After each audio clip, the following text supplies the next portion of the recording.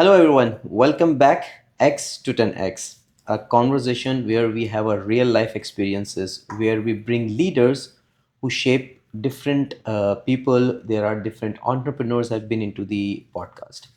But today, in this podcast, I don't have only a leader who is shaping people's future, but also she's shaping a child. Actually, she's working on different HR professionals. She's working on the ICF also, and she's also shaping the future of kids also. So let me introduce you Reem Abulula. She is pursuing her ICF coaching career also. Reem, welcome to Thank X you. to 10X. Thank you, Yasir. How are you doing today? Good, Alhamdulillah. How are you? Doing great. Mashallah. Nice. Reem, would you like to introduce yourself? Like, tell people about you. Okay. I started my career path with in L'Oreal in sales, but I Okay. didn't see myself at that time in sales. So I pursue with HR as a training specialist at first. The thing that why I decide to go to HR is because I love to help in developing people. As when I develop people, I feel like I'm also developing myself more. So it's like a win-win situation. And I love to help people as well, helping them like anything related to HR, anything related to their development. So yes. 12 years of Yes. HR experience, understanding people, Yes. and then you are like taking this to the next level, which is also the part of understanding people. You're Yes. including it into it. Yes. Yes. Great. Would you like to explain people like what is ICF and how it is to the global standard? ICF is basically a global organization that sets clear standards for professional coaching. What makes it strong is that it's focused on ethics, structure, and quality. So coaching is not just an advice, but it's a real structured process. Okay, understand. So this is how ICF work. Great. Reem, so what is basically what made you interested into a positive psychology? I always, me personally, I always like to manifest and have positive thinking. So when I saw this program, the positive psychology, and I read, the syllabus and everything, like I felt it's so connected to me, and it will help people in developing in a positive way. To have like a very good structure, understanding the depth of personalities, have a specific goals, and like it have many tests. Like for example, via strength, it shows your strength, and everything is capable to be developed. Even if there is like I don't like to go for weakness, I can say area of development. They can help in developing it by positive psychology coaching. So it's not that difference between other coaching types, but it's like focus more on thinking positively in your life in general, in your business, in your career, and everything. So is it just only for yourself or like positive thinking so you can help other people also to think positive? I want to take this certificate because I want to help people to think in a positive way. Like I don't like them like some people, like they always think about the negative part, like they always see the glass from the empty side. I want them to see from the full side. And it helped me personally first. It helped me really. I'm already positive, but it made me more positive, alhamdulillah. And I want to help people also in coaching them how to think positively as well. MashaAllah, that's a very nice understanding people, then understanding yourself, and that's something it's called awareness of yourself because you are very Alhamdulillah. well, mashallah, aware of it. Thank you. Reem, I know you are a mother. Yes, Okay, alhamdulillah. so how you balance your life? Like, isn't it difficult? It was at first when he was a very young child. He's also have autism, mild autism, so also it's harder as well. Okay. But alhamdulillah, I have all the support from the family and everyone, alhamdulillah. And we co-opt how he's living and how he's focusing in his life, and we help them as well. So the balance, alhamdulillah, is good. Of course, there were hard days, hard moments, etc., especially because with the situation of his autism. But alhamdulillah, with all the support and as well the positive thinking. If I'm gonna think like very negative all these years, he's now, alhamdulillah, mashallah, he's 16 years old. MashaAllah. So if all these years I was thinking, very negative way, I would be not entering him in good schools, not teach him how to be better. The only thing that I don't want to compare him with anyone, because if I compare him with some people, and this is applies to all of us, you don't compare yourself with anyone. You compare yourself with yourself.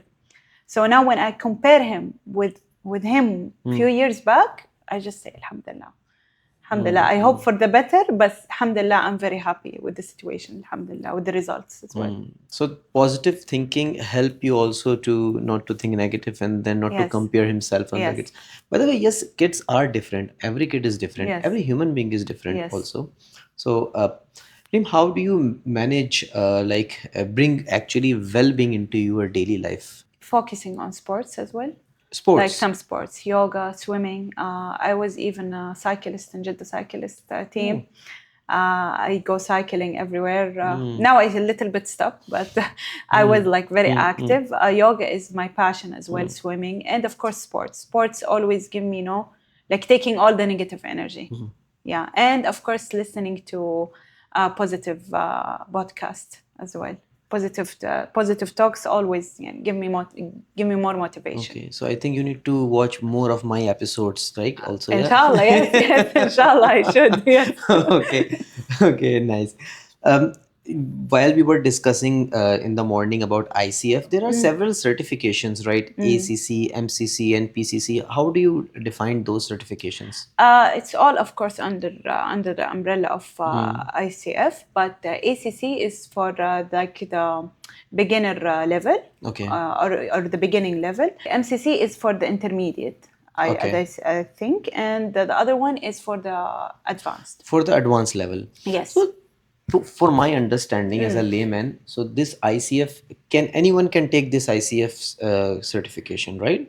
Yes, anyone can take it, but you have to be very committed to it, because it's not enough. When I took the course, alhamdulillah, I finished it now. We take it for almost 4 months.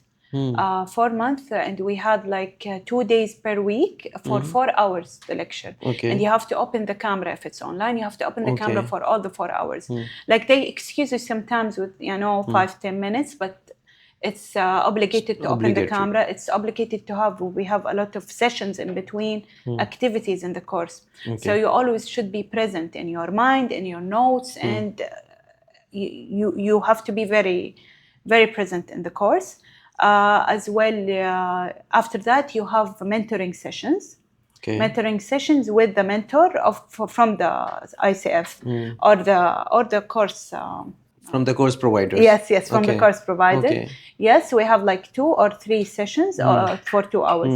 Then you have to submit a recorded session, 2 recorded sessions, to follow all the instructions of the 4 months you took. Whatever they provide. Yes, whatever they provide, you have to follow the instructions and have the 2 recorded session with someone outside, anyone, a friend, a relative, or a colleague. Yes. Okay. So how this ICF will help you in your career? A, B, how you will help others? Okay. In my career, it will help me because I'm focusing on people engagement and organization development.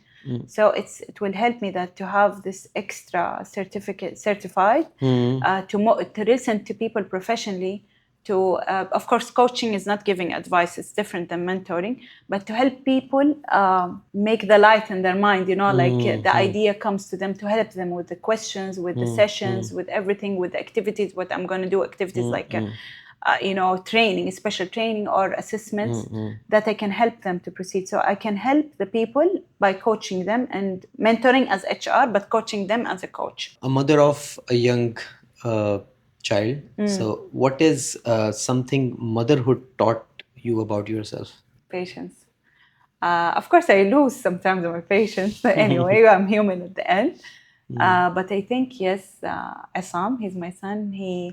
He made me realize that not even motherhood, but even mother and the special need mom, you will have to be very patient in everything. Either in the development, you have to be patient, either in sometimes when he's mad or, I have to be patient.